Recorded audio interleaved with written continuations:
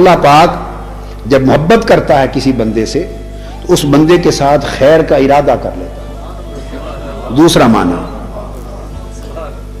جب اللہ کسی سے محبت کرتا ہے اور کسی کو اپنے رشتہ محبت میں لے لیتا ہے تو جبرائیل اور فرشتوں کو بھیجتا ہے نا، محبت کی منگنی ہو جاتی ہے. ہائے ہائے،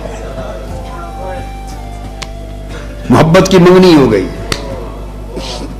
اب رشتہ ہو گیا، کیا جوڑ بن گیا. اس نے محبوب جو بنا لیا، کیا اپنی شان کے لائق جوڑ، محبت کا رشتہ جڑ گیا.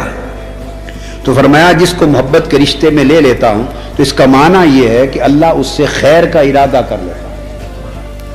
اب دوسری شرح، دوسرا معنی بیان کر رہا ہوں، اس کو خیر کا ارادہ اس کے لیے کر لیتا ہے. اور فرمایا جب میں اس سے خیر کا ارادہ کر لیتا ہوں تو اس بندے کو اپنے ذکر اور اپنی اطاعت میں مشغول کر دیتا ہوں.